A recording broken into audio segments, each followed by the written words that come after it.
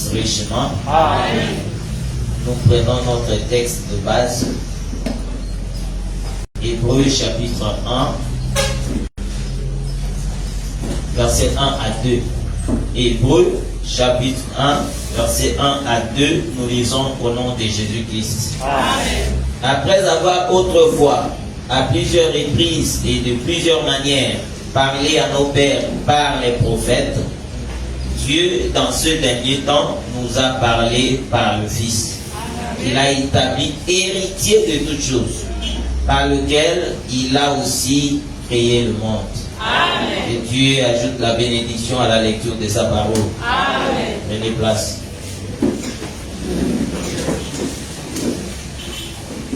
Je vous salue au nom précieux et glorieux de notre Seigneur Jésus-Christ. Est-ce qu'il y a la joie ce matin? Amen. S'il y a la joie, on la manifeste, on la et on de joie.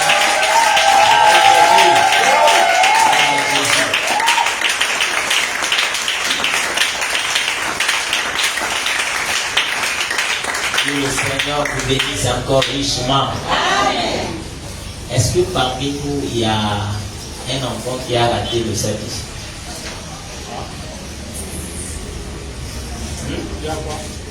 Un enfant qui a raté le CEP. C'est le CEP ou bien le DVC? Je te demande, on me regarde comme si. Est-ce qu'il y a un enfant parmi les saints qui a raté ça? Ou qui n'a pas gagné? Ce qui veut dire que tous nos enfants ont gagné, n'est-ce pas? C'est aussi une raison de glorifier le Seigneur. Amen. Parce que nous croyons qu'avec Dieu, nous ferons des exploits. Amen. Et le même Dieu écrase nos ennemis. Amen. Le CEP aussi, c'est stressant. Hein? Mais si nos enfants arrivent à gagner tous, ça veut dire que Dieu était avec eux. Amen. Il a exaucé nos prières aussi. Amen. Bien qu'il y a l'intelligence, mais si le Seigneur n'agit pas, rien ne se passera. Amen. Voilà pourquoi nous sommes dans la joie, parce que le Seigneur nous a exaucés. Et désormais, nos enfants vont passer d'un niveau à l'autre. Alors, nous bénissons encore le Seigneur pour ce matin, bien qu'il fait chaud, mais nous sommes obligés de supporter ça comme ça. Pour la gloire de Dieu, on doit se sacrifier. Et nous profitons aussi de l'occasion pour dire à tout le monde, tu as besoin d'un compteur de l'électricité, l'entité appropriée pour te le donner, c'est la SCJ. Que Dieu vous bénisse. Amen.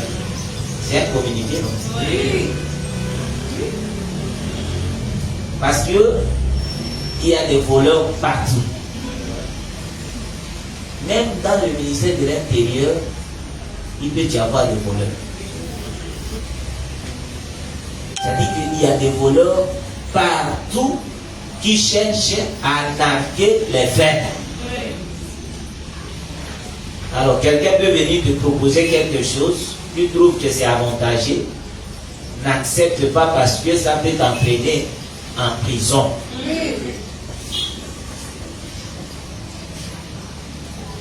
L'entité appropriée pour vendre les compteurs, c'est la SCJ. Parce que jusque-là, nous n'avons que la SCJ. Il n'y a pas une autre société qui peut vendre des compteurs. Donc, confions-nous à la SCJ. Tu as un compteur quelque part, tu veux te déplacer parce que c'est ton compteur, voilà la SCJ. Et tu le fais par écrit. Un courrier, tu déposes et on va te répondre. Parce que c'est ton compteur. Quand quelqu'un se déplace, il dit non, j'avais un compteur, je vais vendre. Prends la personne en question. Allez à la SCJ. Tout se règle là-bas. C'est pas que l'on met dans la main. À moins que tu restes dans la même parcelle. Mais si ce n'est pas ça, allez avec la peur. Même si tu restais dans la parcelle, on ne sait pas qu'est-ce qui peut arriver demain. Il faut toujours aller à la SCJ. Que Dieu vous bénisse. Amen. C'est pas que quelqu'un va se poser la question et dire, mais nous sommes venus écouter la parole de Dieu. La SCJ vient faire quoi ici? L'Écriture dit, ils sont dans le monde, mais ils ne sont pas du monde. Amen. Les francs CFA que nous utilisons ne sont pas spirituels, n'est-ce pas? Et pour en avoir, c'est une banque qui a fabriqué ça et nous, on l'utilise aujourd'hui. Tu ne peux pas aller au marché avec le nom de Jésus, je vais acheter la tomate. On va te prendre pour un fou. Donc ce sont des choses que nous devons veiller pour que demain le problème ne nous arrive pas. Parce que si un problème arrivait à un frère, ça veut dire que c'est un problème pour toute l'église.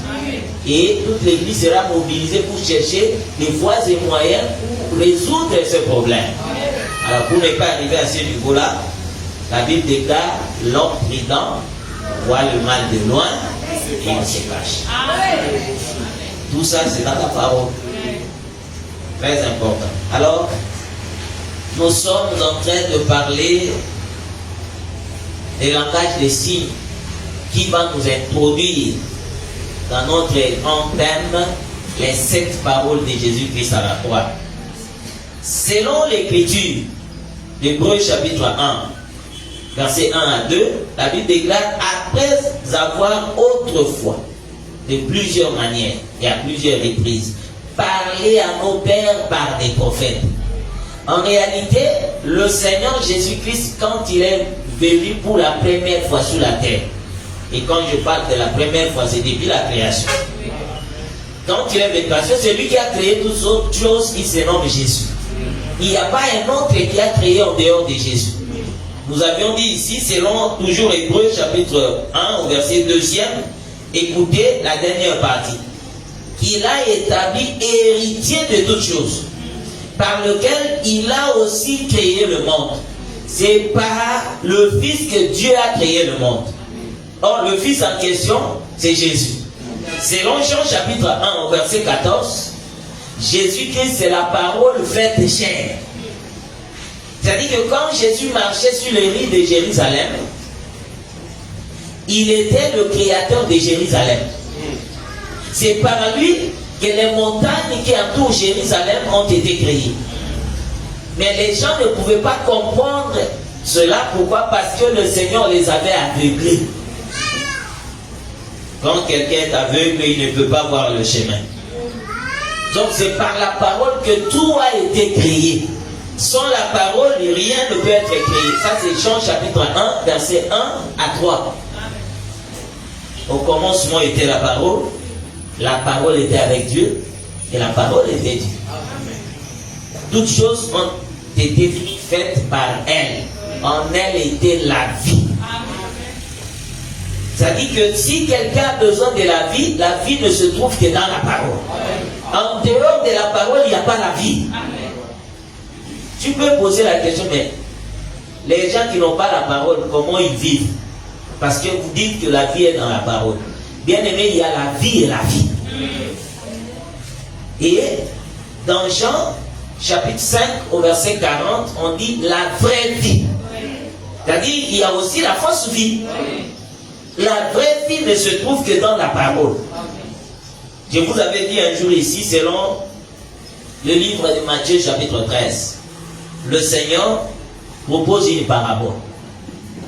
Il va dire, un homme a semé le bleu dans son champ, mais le lendemain matin, il arrive comme ça, il trouve que il y a l'ivraie.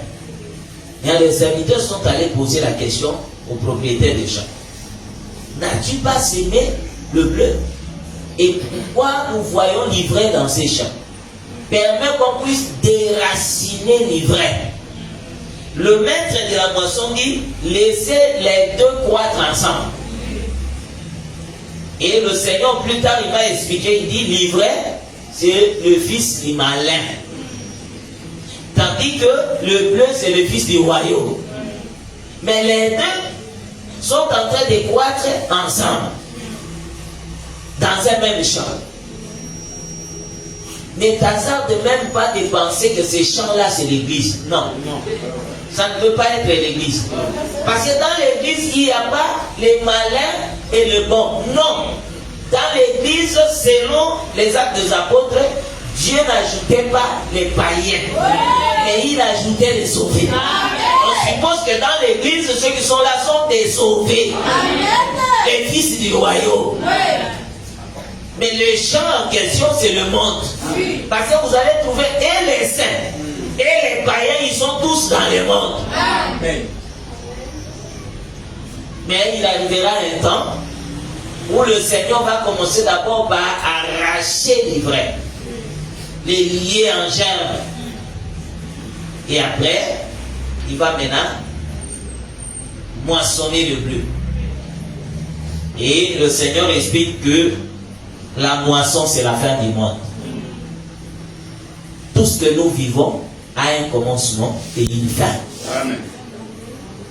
Même les gens qui font le mal, les gens qui cherchent à te détruire là, ils ont un commencement et une fin. Il n'y a personne qui est éternel. Il y a les grands dictateurs de ce monde. Aujourd'hui, ils ne sont plus vivants. C'est veut dire que comme nous avons la date de naissance, chacun de nous aussi aura la date de décès. Personne n'y échappera. Tout le monde tombera dedans. C'est pourquoi nous devons faire ce que le Seigneur nous demande. Remarquez mes bien-aimés. Le Seigneur a parlé autrefois de plusieurs manières, à plusieurs reprises, par des prophètes. Mais avant d'entamer le truc que nous sommes en train de parler, il faut comprendre que Dieu, au départ, n'avait créé qu'un seul homme. L'homme qui a été créé, formé par Dieu, c'était Adam. Et quand Dieu a créé Adam, il l'a placé dans le jardin. Adam a incarné toute l'humanité. Donc si tu cherches l'humanité, tu vas le trouver dans Adam. Parce que Adam était la représentation de l'humanité. Il n'y avait pas un autre homme ailleurs. Parce que le seul Dieu qui a créé Adam, c'est le même qui avait créé aussi toutes choses. Et Adam était considéré comme le Père. Parce que dans la Bible, quand on dit le Père, c'est le commencement. Le Père, c'est le commencement de toutes choses. S'il n'y a pas le Père, ça veut dire qu'il n'y a pas aussi le commencement. Oh, nous croyons tous que Dieu est le Père de tous.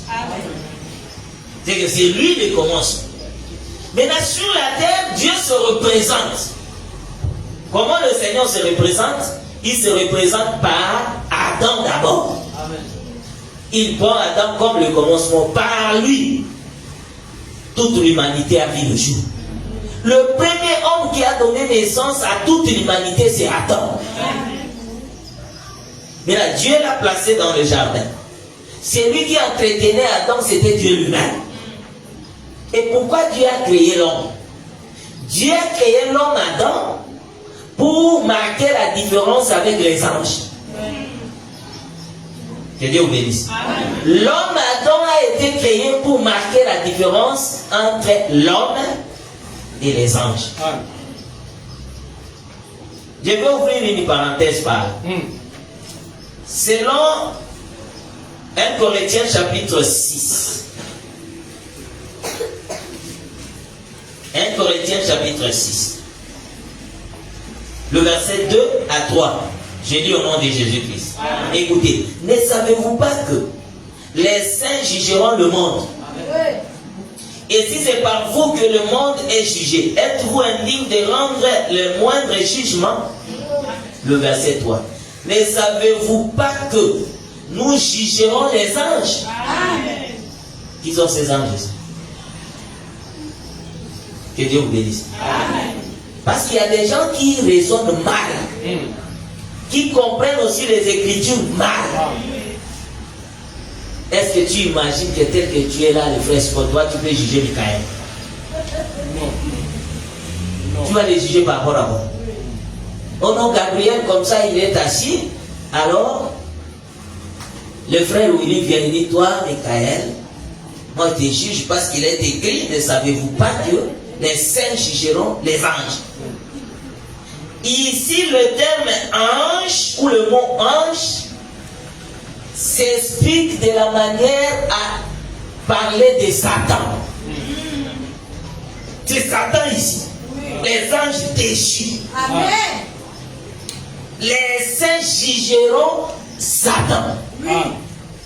Mais ils ne vont pas juger Michael. Il a fait quoi? Que Dieu vous bénisse. Amen. Donc nous n'allons pas juger les anges comme tels. Mais nous allons juger les gens qui ont la mauvaise vie. Ça dit que notre façon d'être, c'est tout un jugement. Oui. Amen. Amen. Ne pense pas que non, dans ce jour-là, tu seras habillé, tu sais comment. Tu viens voir les anges devant moi. Je vais commencer à vous juger, c'est pas ça. Donc je disais, Dieu a créé Adam pour marquer la différence avec les anges. Parce que vous serez d'accord avec moi, quand les anges ont péché, Dieu n'est pas allé les chercher. Mais quand l'homme a péché, Dieu est descendu. C'est ça la différence. C'est là où nous disons que les anges ne connaissent pas la puissance de la rédemption. Amen. Ils ne connaîtront jamais la puissance de la rédemption. Parce que quand ils ont péché, personne n'est allé les chercher. Mais quand l'homme créé à l'image de Dieu a péché, Dieu est descendu.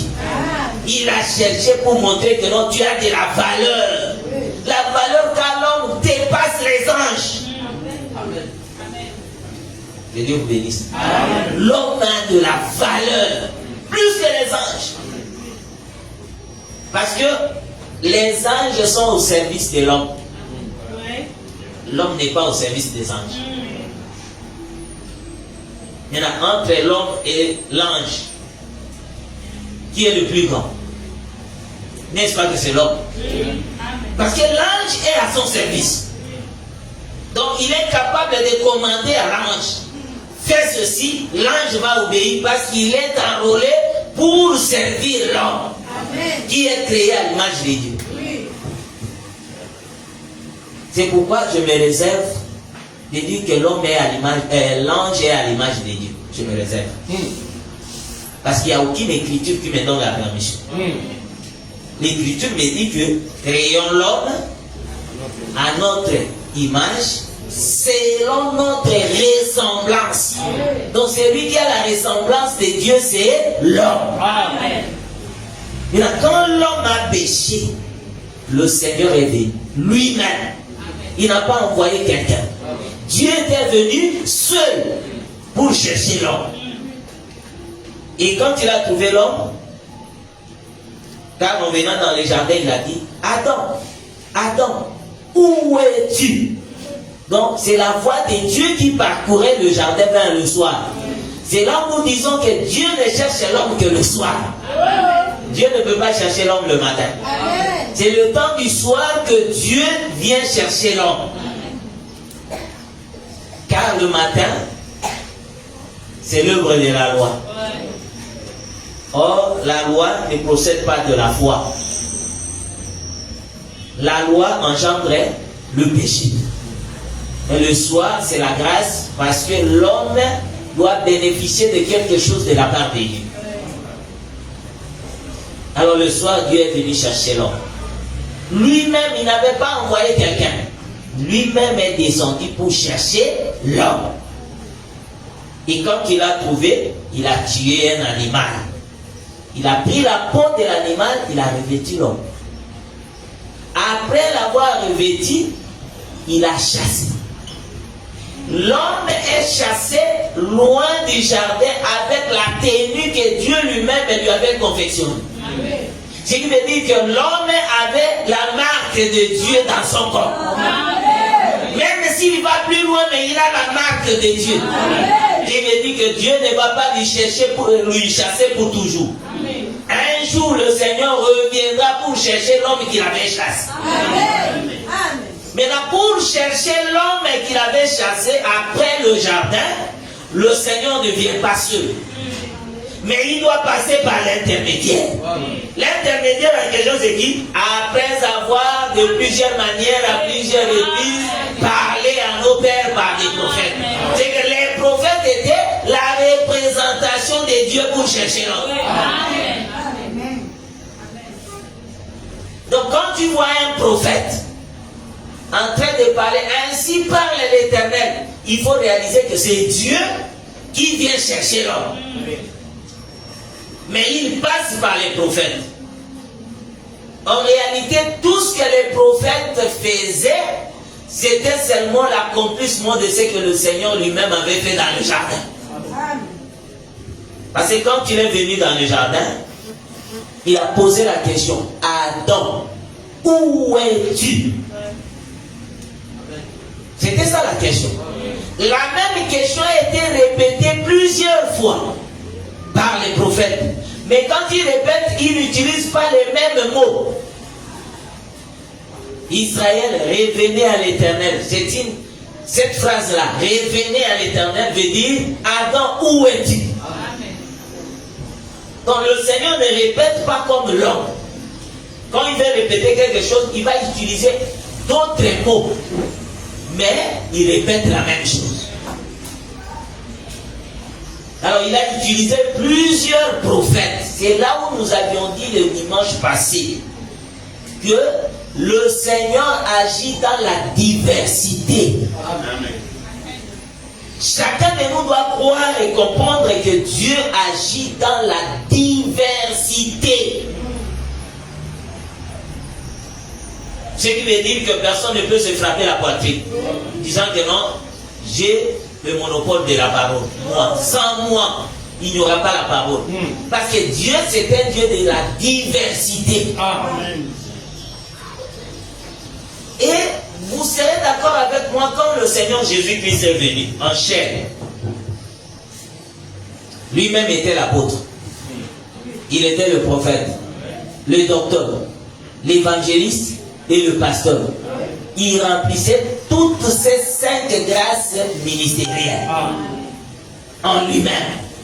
Mais regardez, étant monté, selon Éphésiens 4, la Bible déclare qu'il a fait des dons aux hommes. Il a établi les uns comme apôtres, les autres comme prophètes, les autres comme pasteurs, comme évangélistes et comme docteurs. Pourquoi? Pour le perfectionnement des saints. C'est-à-dire que pour ta perfection, pour ton perfectionnement, le Seigneur n'a pas envoyé une seule personne, mais il a envoyé plusieurs. Mais les plusieurs là représentent Dieu lui-même. C'est là où nous disons que l'homme ne peut pas se glorifier. C'est lui qui doit recevoir toute la gloire. C'est Dieu lui-même. Et le Seigneur étant venu sur la terre, au jour de sa chair, il a dit: si vous avez fait toutes ces choses, à la fin, il faut dire, nous sommes que des serviteurs inutiles. Nous n'avons fait que la volonté de celui qui nous a envoyés. Personne ne peut se glorifier. Donc il faut retenir que la gloire de Dieu est dans la diversité. Tu connais quelque chose, l'autre aussi connaît. Et quand nous serons ensemble, c'est le Seigneur qui sera glorifié. Toi, tu ne peux pas te glorifier au détriment de l'autre. Dis que non, lui il ne connaît pas. Qui t'a dit qu'il ne connaît pas? Ça, c'était un langage païen. Amen. Oh non, lui il ne connaît pas. Qui t'a dit ça? Parce que si vous regardez la nuit, au ciel, vous allez constater qu'il y a des étoiles. N'est-ce pas? Est-ce que toutes les étoiles brillent de la même manière? Non. Mais l'ensemble des étoiles donne la lumière. Amen. Ce qui veut dire que dans les choses de Dieu, il n'y a pas de moins important. Amen. Tout le monde est important. Amen. Chacun selon la mesure des grâces que le Seigneur lui communique. C'est pourquoi dans l'église du Seigneur, on ne peut négliger personne. Amen. Même celui qui est là, il est comme s'il n'est pas. Il est important. Amen. Ne néglige personne. Parce que le Seigneur agit dans la diversité. Amen. Quelqu'un peut être là, il ne connaît pas lire. Il dit non, lui là, il ne peut pas être un prédicateur parce qu'il ne connaît pas lire. Il dit non. Quand on parle de la fête de la prédication, toi il faut fermer ta bouche parce que tu ne connais pas lire. Ça c'est un langage trop païen. Il ne connaît pas lire, mais il est utile. Dans certaines choses que toi tu ne sauras pas faire. Alléluia. Oui. Amen. Oh, moi je chante fort. Comme toi tu chantes fort, ne pense pas que tu dépasses tout le monde. Il y a celui qui ne chante pas fort comme toi, il est important parce que quand il va t'accompagner, ça va donner une belle mélodie. Amen. Il est important. Amen. Alors moi quand je prêche, j'ai beaucoup d'écriture, plus que lui. Ça c'est l'orgueil. Et l'orgueil ne peut jamais amener quelqu'un au royaume des cieux. Les orgueilleux ne verront pas le ciel. À moins qu'ils ne se répandent. Et si nous comprenons que le Seigneur est capable de faire grâce à qui il veut, nous n'allons négliger personne. Amen. Tout le monde est utile dans les choses de Dieu. Amen. J'insiste qu'on ne peut négliger personne. Et si nous comprenons que tout don parfait vient de Dieu, chacun de nous va utiliser le don que le Seigneur lui a communiqué pour l'intérêt de l'Église. Amen. Tu as quel don? Parce qu'il y a des gens qui disent que moi j'ai le don de l'incompréhension. Ça va profiter à qui? Ici, on n'a pas besoin de don de l'incompréhension. On a beaucoup plus de dons du Saint-Esprit pour faire avancer l'œuvre de Dieu. Écoutez le frère Pierre. Dans 1 Pierre chapitre 4, le verset 10 à 11. Un simple verset que les gens lisent, mais ils n'arrivent pas à comprendre de quoi il s'agit. 1 Pierre chapitre 4, verset 10 à 11. Je lis au nom de Jésus-Christ. Écoutez. Comme de bons dispensateurs des diverses grâces de Dieu, que chacun de vous mette au service des autres le don qu'il a reçu. Amen. Ici on a dit, on met au service des autres quoi? Le don qu'il a reçu. Si quelqu'un parle, que ce soit comme annonçant les oracles de Dieu. Si quelqu'un remplit un ministère, qu'il le remplisse selon la force que Dieu communique. Amen. Afin qu'en toutes choses, Dieu soit glorifié par Jésus-Christ, à qui appartiennent la gloire et la puissance au siècle des siècles. Amen. Amen. Si quelqu'un parle, que ça soit comme annonçant les oracles de Dieu. Si quelqu'un remplit un ministère, c'est ici où il y a un problème. Quand on dit si quelqu'un remplit un ministère, les gens pensent que le ministère là, c'est le ministère de la parole. Seulement. C'est pas ça. Le ministère dans un sens général, c'est le service.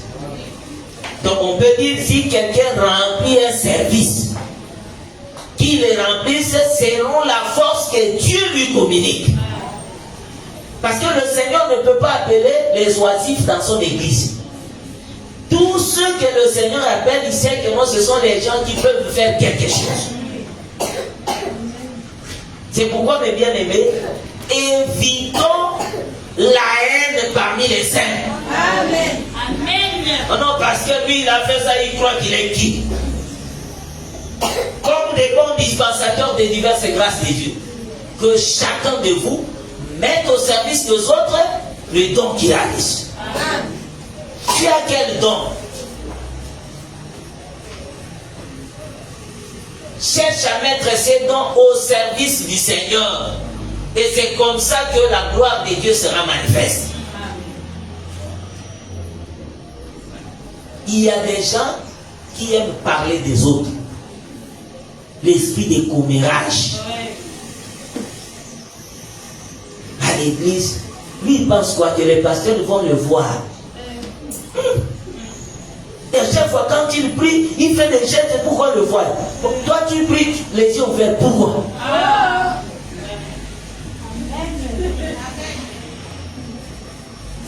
Il a sa façon de tenir le micro.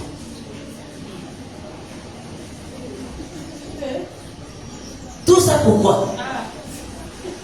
Bon, qui t'a dit que non, en tenant le micro comme ça, il cherche à séduire quelqu'un? Qui t'a dit ça? Charnel. Amen. Tu n'es pas venu pour regarder les gens, mais tu es venu pour bénéficier des grâces que le Seigneur a mises dans les gens. Amen. Et quand moi je suis en train de servir, je ne sers pas pour que tu m'encourages. Que Dieu vous bénisse. Amen. Nous ne venons pas ici pour recevoir les encouragements des gens. Amen. Nous venons ici parce que le Seigneur a mis en nous la capacité de le servir. Amen. Et quand je sers le Seigneur, je suis en train de remplir un ministère. Amen. Le Seigneur me bénira. Amen. Amen. C'est pourquoi l'esprit tribal doit être loin de nous. Amen. Oh non, je dois conserver mon poste. Bien aimé, si tu as l'esprit de conserver le poste, va à la politique. Amen. Laissez-nous tranquilles ici. D'ailleurs, ici, il n'y a pas de poste. Oui. Qui va te donner un poste ici? Il n'y a pas de poste ici. Réalisez dans la parole de Dieu que tout ce qui s'est fait dans l'église est spirituel. Amen.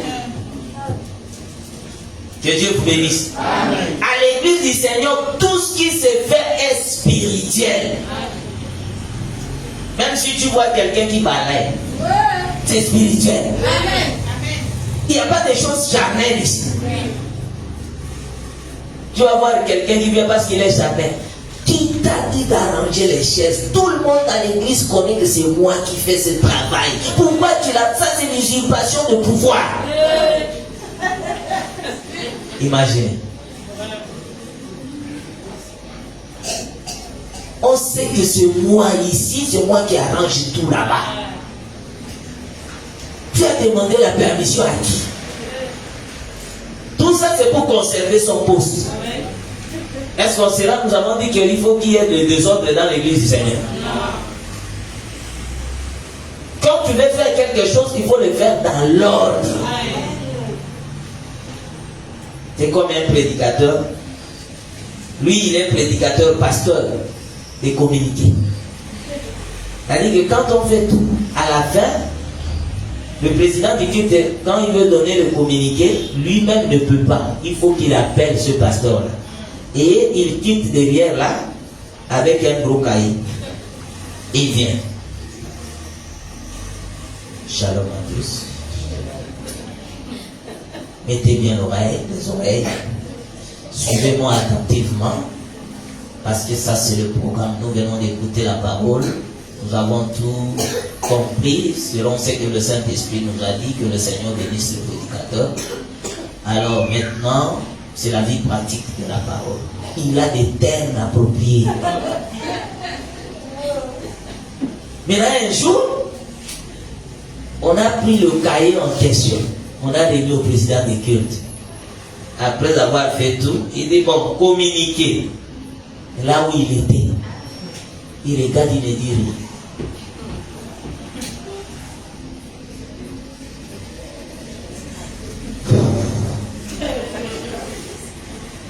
À la fin du culte, il dit, tout le monde connaît. Dans cette église, on connaît que c'est moi qui donne les communiqués. Mais pourquoi tu as pris ma place? Ça là, ce n'est pas bien. En tout cas, il faut qu'il y ait une réunion. Réunion pour le communiquer. Donc il n'a même pas l'idée qu'un jour je dois lire la Bible pour prêcher. Lui, sa pensée, c'est seulement le communiquer. Bien aimé. comme des bons dispensateurs des diverses grâces de Dieu, que chacun de vous mette au service des autres et les dons qu'il a reçus. Et c'est lui qui a distribué le don, c'est le Seigneur lui-même par le Saint-Esprit. Il t'a donné la capacité de donner. Il a donné à l'autre la capacité de prier. Il a donné à l'autre la capacité d'être généreux. Tout ça, c'est pour faire avancer l'œuvre de Dieu. Personne ne peut regarder personne. Tu fais parce qu'il y a un salaire que le Seigneur te réserve. Ne fais pas ça parce que quand je le fais, tout le monde sait que non. Quand on dit, bon, nous avons besoin de 200 000, tout le monde sait que c'est moi qui donne. Ça va entraîner l'orgueil en toi. Et le Seigneur ne va pas te bénir parce que tu le fais par orgueil. Motive un peu. Le Seigneur ne sera pas avec toi. Si tu veux faire quelque chose, fais-le avec ton cœur. Tu ne le fais pas pour que tu sois acclamé. Si on t'acclame, gloire à Dieu. Si on ne t'acclame pas, tu ne l'as pas fait pour qu'on t'acclame. Tu l'as fait pour la gloire de Dieu. Et je me tombe quelqu'un qui fait quelque chose pour la gloire de Dieu et dit je suis fatigué. Tu es fatigué par rapport à quoi? Et par rapport à qui? Qui t'avait engagé? Oh non, parce que moi je suis fatigué parce que j'ai beaucoup de travail. Hein?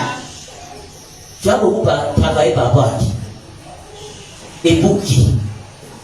Tout ce que nous faisons, nous le faisons pour Dieu. C'est là où nous sommes en train de dire que le Seigneur lui-même, au lieu de travailler, il a envoyé les prophètes.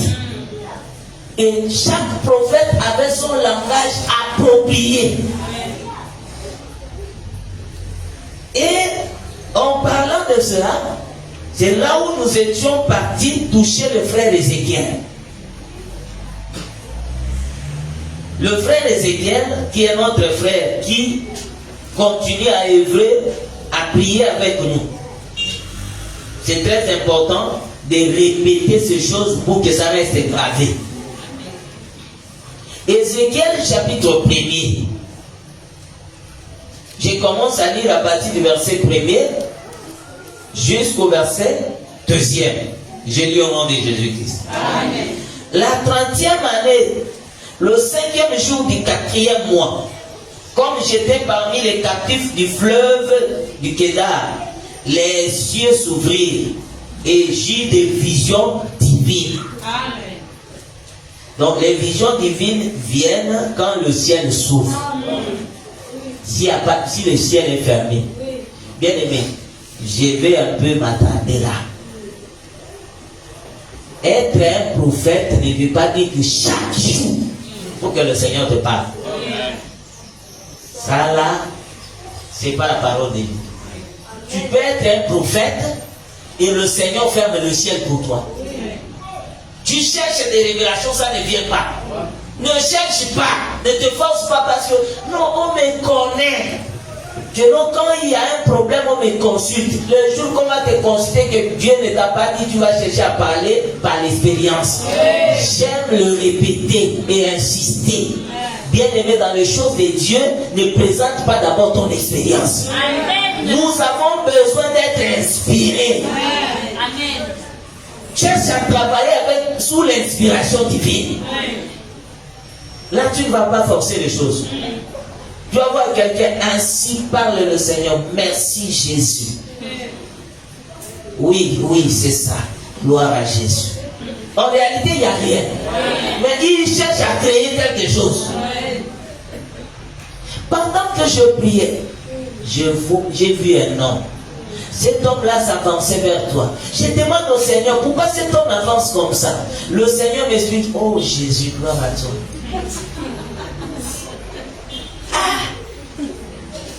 Tout ça, tu cherches quoi? Gloire à toi, Jésus. Et quand cet homme avançait, tu n'as pas répondu à la question que tu as posée à ta mère.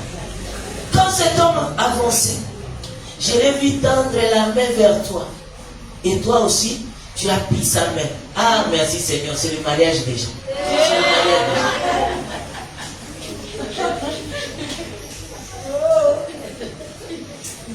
déjà. Là, quand le Seigneur regarde et dit, vraiment c'était encouragé, hein? En réalité, ce n'est pas moi qui l'ai envoyé dire ces choses. Car Jérémie va dire, ils n'ont pas assisté à mon conseil.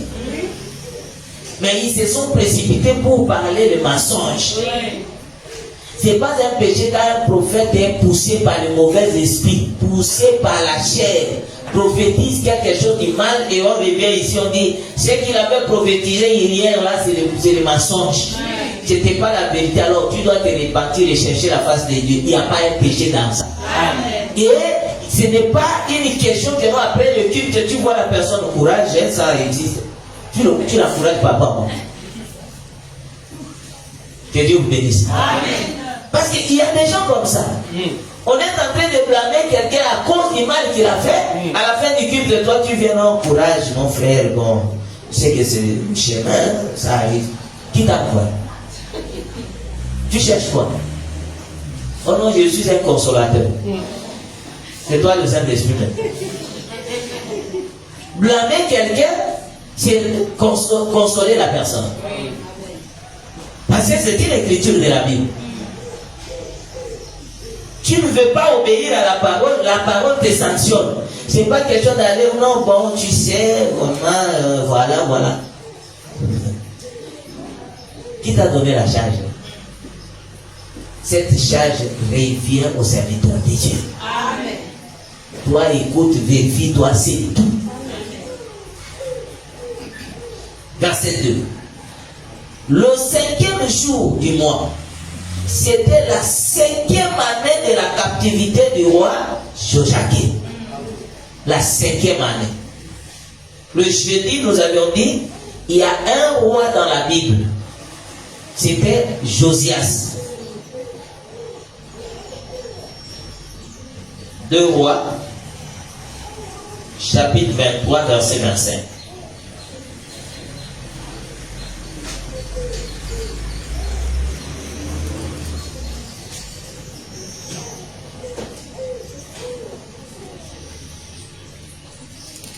Deux Rois, chapitre 23, verset 23 à 24 à 25. J'ai lu au nom de Jésus-Christ. De plus, Josias fit disparaître ceux qui évoquaient les esprits et ceux qui prédisaient l'avenir, et les théraphim et les idoles, et toutes les abominations qui se voyaient dans le pays de Juda à Jérusalem, afin de mettre en pratique les paroles de la loi écrites dans le livre que le sacrificateur Ilkija avait trouvé dans la maison de l'Éternel. Avant Josias, il n'y eut point de roi qui, comme lui, rêvait à l'Éternel de tout son cœur et de toute son âme et de toute sa force, selon toute la loi de Moïse. Et après lui, il n'en a point paru de semblable. Je veux dire que Josias, c'était un roi unique, un roi incomparable. Parce qu'avant lui, il n'y avait pas un roi qui revenait à l'Éternel comme lui. Et après lui, il n'y a pas eu un roi pareil. Selon Jérémie 10:10, l'Éternel, c'est un roi éternel. Dieu, c'est un roi éternel. Maintenant, avant Dieu, il n'y avait pas de Dieu. Après Dieu, il n'y en aura point. Et ici, Dieu se représente dans Josias. Josias est mort. C'est son fils qui l'a remplacé. Maintenant, le fils, au lieu de marcher aux traces de son père, il n'a pas marché suivant les traces de son père. Les Babyloniens sont venus. Ils l'ont pris et il est parti.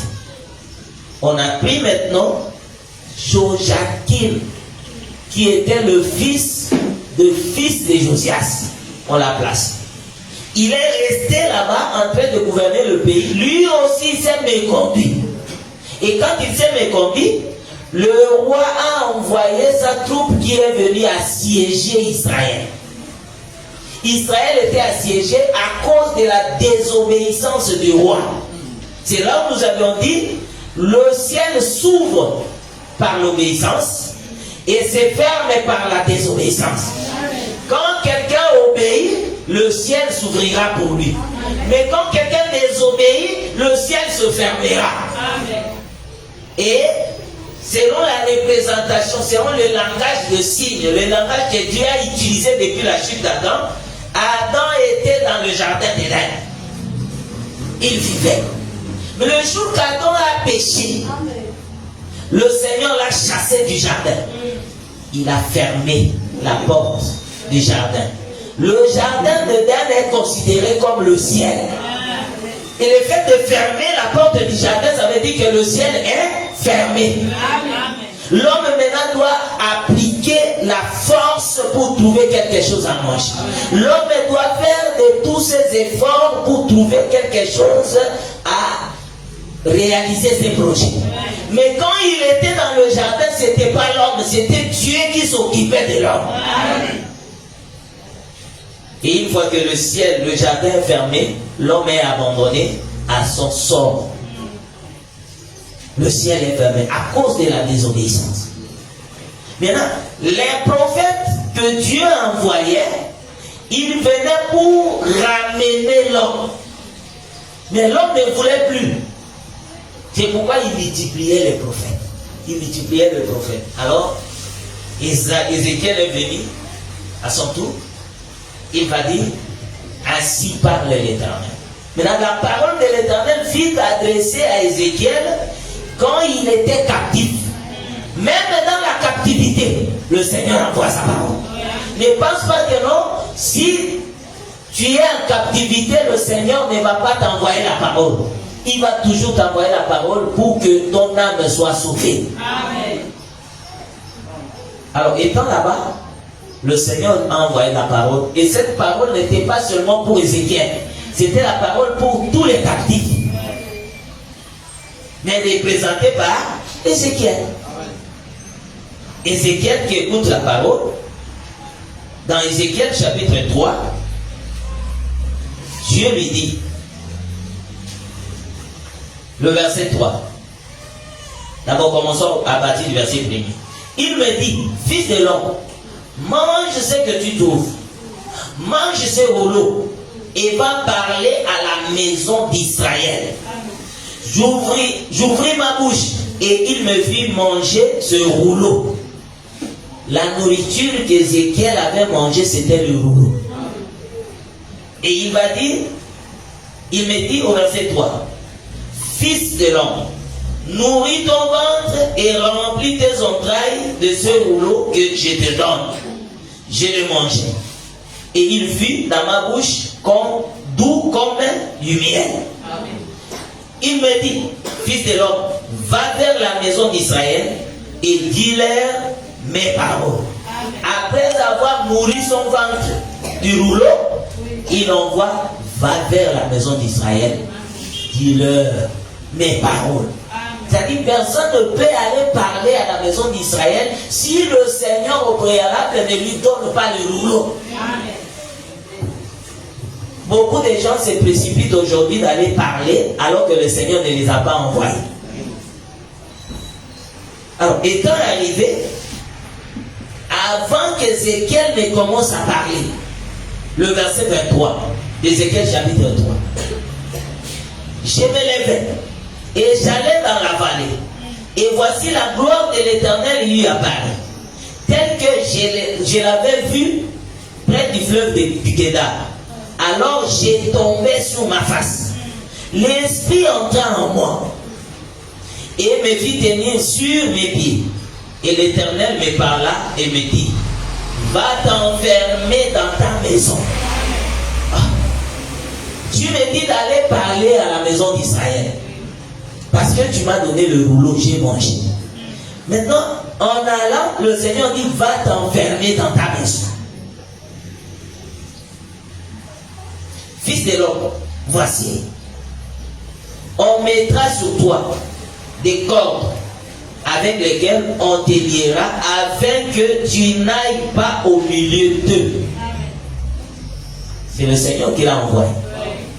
Mais le Seigneur lui dit, entre dans ta maison, ferme la porte il explique pourquoi il dit on t'attache à la bouche pour que tu ne parles pas. Mais la parole lui a été déjà envoyée. C'est là où nous disons ceci.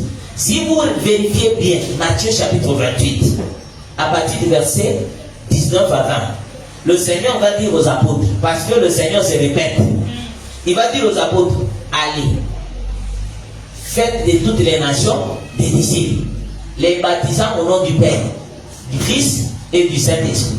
Ça, c'est la parole que Dieu avait donnée aux apôtres. Maintenant, comme c'était le temps où le Saint-Esprit n'était pas encore venu, tout celui qui va utiliser cette parole, il va marcher à la contre de ce que le Seigneur voulait. C'est comme Ézéchiel, on lui a dit, prends le rouleau, mange, va parler à la maison d'Israël. Mais avant qu'Ézéchiel ne parte, le Seigneur dit, entre dans la maison, cache-toi. Et Ézéchiel est entré dans la maison, il s'est caché. Le Seigneur qui avait dit, allez prêcher. Et dans Luc chapitre 24, il dit, à partir du verset 47, vous descendez. Il va dire, restez à Jérusalem, jusqu'à ce que vous soyez revêtus de la puissance. Mais il les a dit dans Matthieu 28, allez. Dans Luc, il va dire, restez à Jérusalem. C'est ça Ézéchiel qui entre dans la maison. Il ne va pas parler. Est-ce que je me fais comprendre? Amen. Il est resté à la maison. Étant resté à la maison, parce que le Seigneur lui a fermé la bouche, chapitre 4 vient. Et toi, fils de l'homme, prends une brique, place-la devant toi, et tu traceras une ville, Jérusalem. Représente-la en état de siège, forme de retranchement, élève contre elle des terrasses, environne-la d'un camp, dresse contre elle des béliers tout autour. Prends une poêle de fer et mets-la comme un mur de fer entre toi et la ville. Dirige ta face contre elle et elle sera assiégée et tu l'assiégeras. Que ce soit là un signe pour la maison d'Israël. Amen. Entre dans la maison. Cache-toi pour que tu ne parles pas. Mais ce même Dieu vient encore. Il dit, Ézéchiel, je vais encore te dire quelque chose. Trace une ville, prends une brique, dessine une ville dessus. Qu'est-ce qu'Ézéchiel va faire? Il va prendre une brique et il dessine une ville au-dessus. La ville en question, c'est quelle ville? C'est Jérusalem. Que Dieu bénisse. Ézéchiel doit dessiner Jérusalem sur une brique. Or, selon Genèse chapitre 11, Genèse chapitre 11, écoutez ce que déclare la Bible. Genèse chapitre 11. Gardez la brique. Je lis à partir du verset 1er au nom de Jésus. Toute la terre avait une seule langue et les mêmes mots. Donc quand le Seigneur a créé la terre, tout le monde parlait une seule langue et avec les mêmes mots.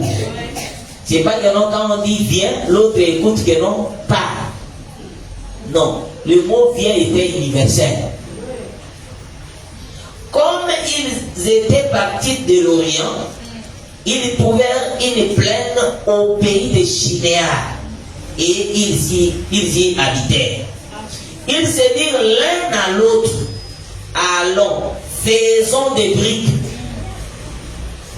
et cuisons-le au feu. Et la brique leur servit de pierre et le bitume leur servit de ciment. Amen. La Bible est claire ici, dit, la brique leur servit de pierre. Oui. En réalité, la brique n'est pas une pierre. Amen. C'est ça, non? Amen. Donc, ils ont remplacé la pierre à la brique. Oui. Au lieu d'utiliser la pierre, ils ont utilisé quoi? La brique. Oh, qui a fabriqué la brique? C'est l'homme. Oui. C'est que la brique, c'est l'œuvre humaine. Oui. C'est l'œuvre que l'homme a conçue et il a fabriqué. Et la brique vient pour remplacer la pierre. Est-ce que je me fais comprendre? La brique vient avec l'objectif de remplacer la pierre. Or, le Seigneur n'avait pas dit pour construire, il faut utiliser la brique. Il faut utiliser quoi? La pierre. Que Dieu vous bénisse. C'est avec la pierre qu'on doit construire une maison, mais ce n'est pas avec la brique. Il me dit que quand quelqu'un utilise la brique pour construire, il marche à la contre de ce que Dieu a dit. Est-ce que c'est clair? Aujourd'hui, beaucoup de gens ont remplacé la pierre par la brique.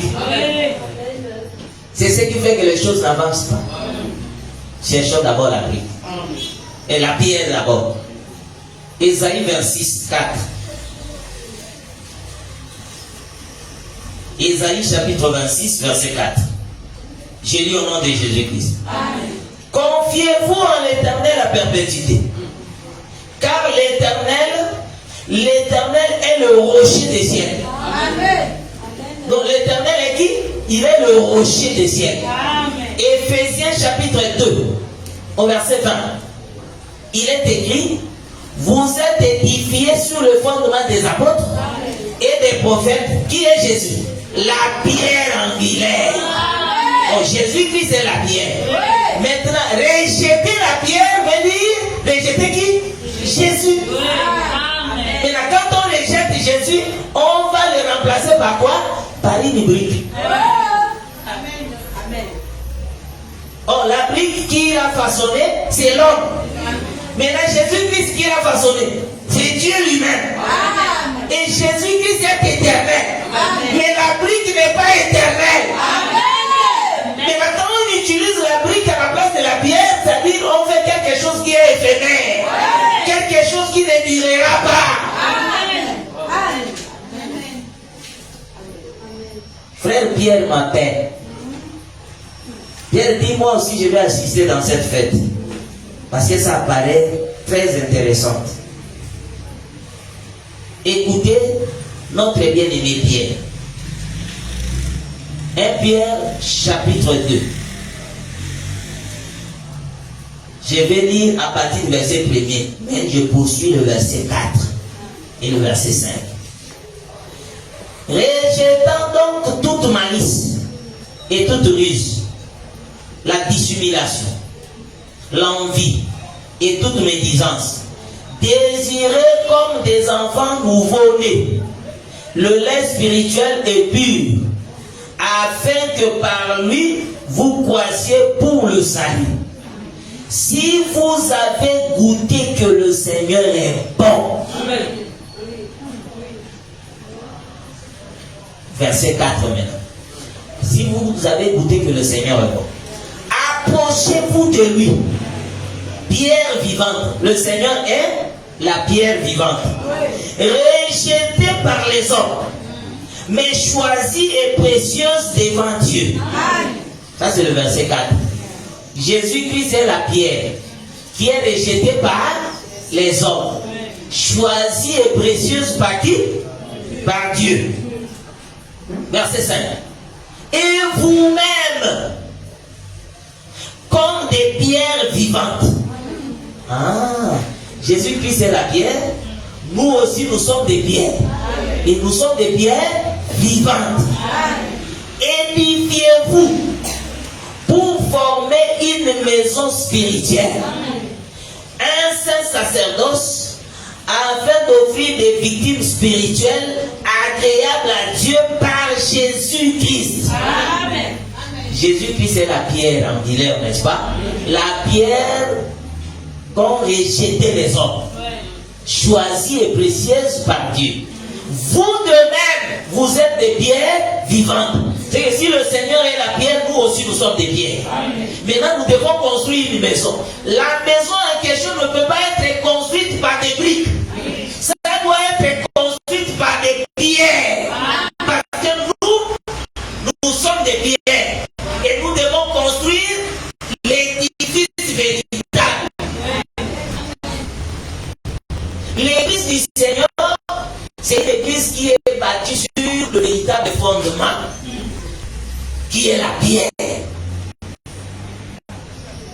Que le Seigneur nous donne l'église. L'église ne peut pas être bâtie avec des briques. Parce que la brique, c'est l'œuvre de la main de l'homme. Mais il faut que l'église soit bâtie sur la base. C'est pourquoi Jésus avait dit sur ces rocs, je bâtirai mon église. Amen. Matthieu dit, il me supplie depuis là. Donc moi aussi je vais ajouter une pierre dans l'édifice. Matthieu chapitre 7. Écoutez comment Matthieu présente la chose. Ça c'est la prédication de Jésus. Je commence à partir du verset 21 jusqu'au verset 25. Je lis au nom de Jésus. Ceux qui me disent Seigneur, Seigneur n'entreront pas tous dans le royaume des cieux, mais celui-là seul qui fait la volonté de mon Père qui est dans les cieux. Plusieurs me diront en ce jour-là, Seigneur, Seigneur, n'avons-nous pas prophétisé par ton nom? N'avons-nous pas chassé les démons par ton nom? Et n'avons-nous pas fait beaucoup de miracles par ton nom? Alors je leur dirai ouvertement, je ne vous ai jamais connu. Retirez-vous de moi, vous qui commettez l'iniquité. C'est pourquoi, ça c'est maintenant la conséquence. Quiconque attend ces paroles que j'ai dit et les met en pratique sera semblable à un homme prudent. Donc celui qui écoute la parole et qui la met en pratique, il sera semblable à un homme prudent. Qui a bâti sa maison sur le roc. La pluie est tombée, les torrents sont venus, les vents ont soufflé et se sont jetés contre cette maison. Elle n'est point tombée parce qu'elle était fondée sur le roc. Le roc en question c'est un homme. Et l'homme là c'est Jésus-Christ. Jésus-Christ c'est le roc véritable. Maintenant toi tu es une maison. Si tu es fondé sur Jésus, aucun vent ne va te déraciner. Parce que tu es fondé sur Jésus. Si tu vois quelqu'un qui dit je sers le Seigneur, j'aime le Seigneur, c'est qu'il n'était pas fondé sur le roc. C'est lui qui est fondé sur le roc. Les vents ne peuvent pas le déraciner. Ni le torrent, même la grande pluie. Et ici, comprenez que le torrent, la grande pluie, ce sont les attaques. Ce sont les problèmes. Tu ne peux pas abandonner le Seigneur parce que tu as des problèmes. Oh non, j'ai prié, mais je ne vois rien. En tout cas, je reste à la maison. Tu n'étais pas fondé sur le roc. Celui qui est fondé sur le roc, il a l'assurance qu'il neige ou pas. Le roc en question me protégera. Comment tu te laisses entraîner quelqu'un? Non, j'ai entendu une parole, ça m'a découragé. En tout cas, pardonne-moi, pasteur, ces derniers temps, je dois d'abord rester à la maison. Parce que ce que j'ai écouté là, quand j'arrive à l'église et je vois la personne, je ne prie pas bien.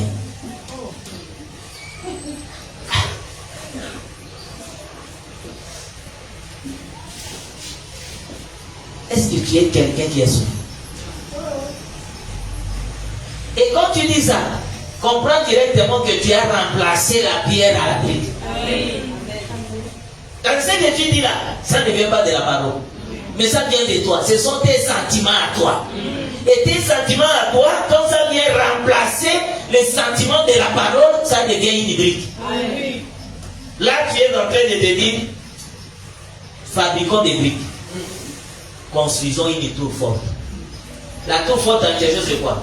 Je dois rester à la maison. Alors, comme il ne me verra plus, je verrai s'il va encore parler mal de quelqu'un d'autre. Nous venons à l'église pour prier. Mais lui, il est là seulement pour regarder les autres. S'il est toujours là, moi, je ne viendrai plus. Tu as déjà construit une tour. Mais il faut savoir que la tour là ne va pas aboutir. Parce qu'il y aura quelqu'un qui viendra, il va confondre tes pensées. Que Dieu vous bénisse. Dieu va confondre les pensées mauvaises. aussi comme des pierres vivantes. J'aime insister, mes frères. Nous ne venons pas ici pour quelqu'un. Même si c'est moi qui t'ai invité, tu n'es pas venu pour moi. Bon, on ne sait jamais, hein? Les choses peuvent arriver. Un jour comme ça, le frère est béni, visité par un mauvais esprit. Oh non, je vais aussi faire mon église. Toi, tu dis, ah, bon, c'est mon mari. Comme il part, moi aussi je pars. Tu as fermé le ciel pour toi. Laisse-moi partir seul. Parce que je ne serai pas avec le Seigneur. Je serai seul. Parce que c'est la tour de Babel que je suis en train de construire. Et le Seigneur ne sera pas avec moi. Reste là où il y a la vérité. Ne sois pas influencé par quelqu'un. Non, c'est nous qui avons commencé, comme nous partons ensemble. C'est vous qui avez construit la vérité. L'auteur de la vérité, c'est le Seigneur lui-même. Je reste, je m'arrange du côté de la vérité. Peu importe la souffrance, je dois rester dans la vérité. Et la vérité m'affranchira. Je ne suis pas le fidèle de quelqu'un. Moi, je ne suis pas le fidèle de quelqu'un. Et ne me prends pas comme ton esclave. On a fait ceci. Et quand je ne fais pas, j'ai peur du pasteur. On n'a jamais eu peur du pasteur. On le respecte, on ne peut pas avoir peur du pasteur.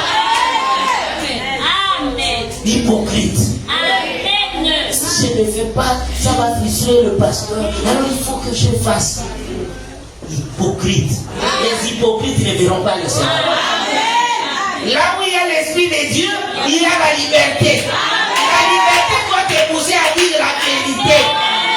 Pasteur, je pouvais faire ça, mais quand j'ai vérifié, j'ai compris que ce n'est pas quelque chose qui est écrit. Alors moi j'ai fait parce que tu m'as prêché que nous devons faire ce qui est écrit. Donc ce n'est pas écrit, en tout cas, désolé. Tu n'as pas péché. Et s'il est enfant de Dieu, il va comprendre que non, le frère là ou la soeur là, il m'a ramené. Que Dieu vous bénisse. Amen. Très important. Vous aussi, comme des pierres vivantes. Maintenant, le frère Jésus est en train d'expliquer, il dit, tout celui qui écoute la parole et qui la met en pratique, il est comme une maison bâtie sur le roc. Et le rocher en question, c'est Jésus-Christ, c'est sa révélation. Bien aimé, quand nous venons ici, nous ne venons pas pour écouter les frères Bibi. Nous ne venons pas pour écouter Papa Hugues. Nous venons ici pour écouter Jésus. Parce que c'est lui qui est notre fondement. Amen.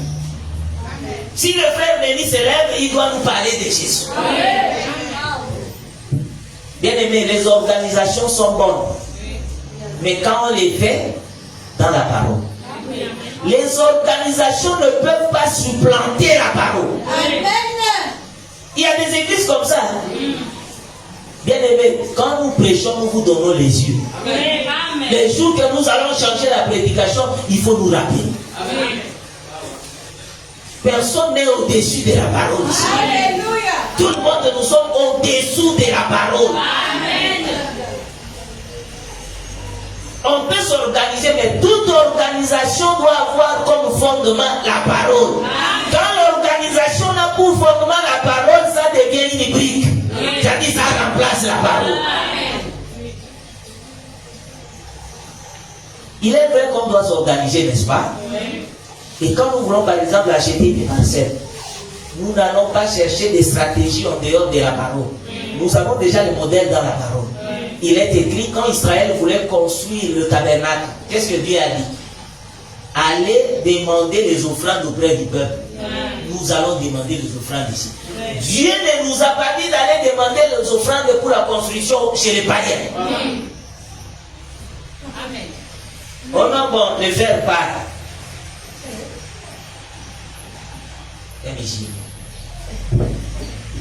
commerçant. Et tu vas là-bas, tu t'expliques. Tu es en train de quémander. Il faut mettre les points sur les i. Oh non, bon, tu vois, nous voulons construire. Et selon la recommandation du Seigneur, parce qu'il est écrit dans les livres de Néhémie que le roi des Mèdes des Perses avait ordonné aux gens de donner les offrandes. Qui est le roi des Mèdes des Perses? Qui t'a envoyé pour récupérer les offrandes chez les musulmans? Est-ce qu'il n'y avait pas des gens tout autour d'Israël pour que Moïse aille demander les offrandes pour la construction du tabernacle? Mais pourquoi il a demandé ça? Et puis le Seigneur l'a envoyé rien que vers le peuple d'Israël. À moins que ça soit l'une de nos églises. Parce que là, on peut demander. Nos frères qui sont en Côte d'Ivoire, par exemple, nous sommes dans la construction. Vraiment, s'il y a quelque chose là-bas, envoie-nous. Ça, nous travaillons dans la même église, mais les pays différents. Mais on ne peut pas aller chez les païens, demander de l'aide. Non. Ça n'existe pas dans les Écritures. Est-ce que je me fais comprendre? Amen. L'organisation est bonne quand nous respectons la parole. Mais comme la parole n'est pas respectée, on a des stratégies pour avoir l'argent. Comme j'avais entendu un prédicateur. Il dit, mon frère, tu vas mourir pauvre. Ce peuple-là a l'argent. Hein? Mais si tu attends que non par lui-même, il vient te donner, personne ne viendra. Il faut créer des stratégies. Bon, donne-moi l'une des stratégies que je peux créer. Tu sais, tu peux arriver à l'église comme ça, tu dis, ainsi parle le Seigneur. La nuit, j'ai prié. Et le Seigneur m'a dit que non, il veut bénir quelqu'un. Surtout celui qui vit avec 200 000. Le Seigneur m'a garanti, tu cherches les mots. Tu vas attirer. Tu verras que non, les gens vont sortir. Et avec cet argent, c'est pas pour construire l'église, c'est ton argent à toi. Ce sont des stratégies, ça avance bien. Ça prend. L'autre m'avait dit, ça ce n'est pas la sorcellerie. Mais ce sont des plantes que Dieu a créées. Il y a des plantes comme ça qui ont des puissances. Tu prends ça, tu mets ces mots sous la langue. Lorsque tu vas demander l'argent, même celui qui avait réfugié, il va donner. Les gens vont vider leur économie. Tu n'as pas péché. Tu n'es pas allé chez Marabout. Fais seulement ça. C'est-à-dire qu'on remplace la pierre par quoi? La brique.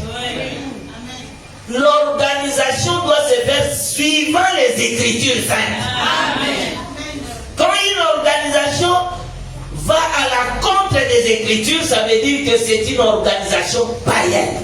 C'est une organisation qui n'honore pas Dieu, c'est la brique. Et comme c'est la brique, un jour, ça va s'écrouler. Ça va se détruire. Parce que la brique ne peut pas durer éternellement. Vous aussi, comme des pierres vivantes, affectionnez-vous pour construire l'édifice véritable, l'édifice spirituel.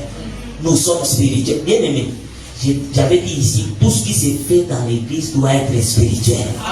Il n'y a pas quelque chose de charnel dans l'église. Et il n'y a pas de charnel dans l'église aussi.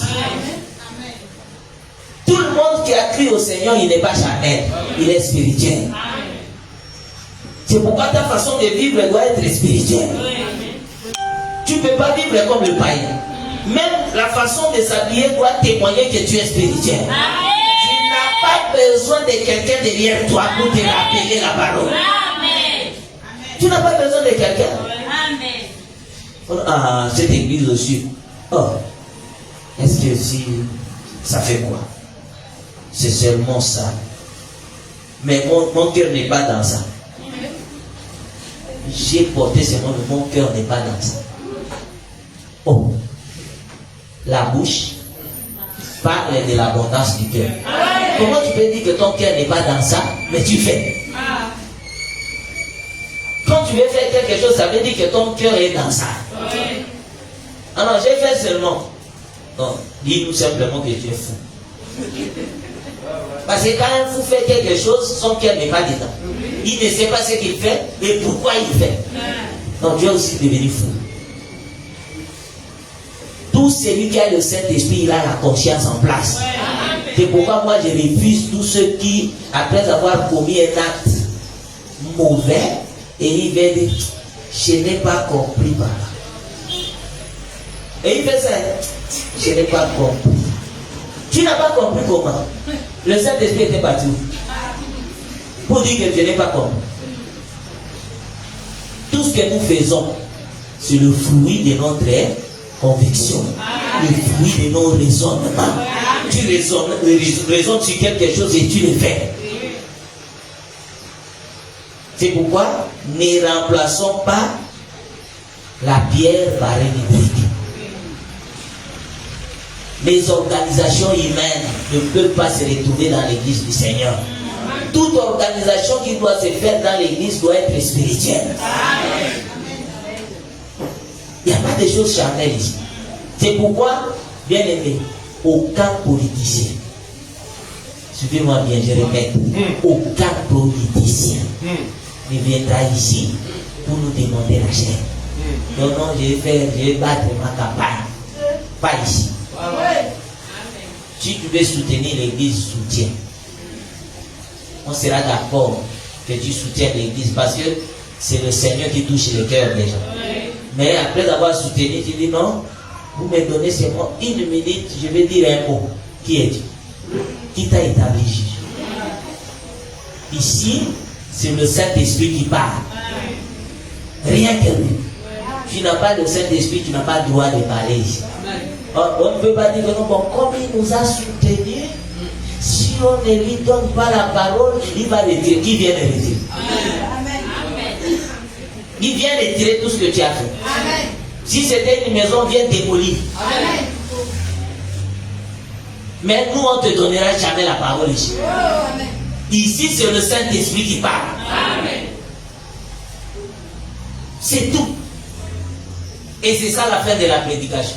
Que le Seigneur développe.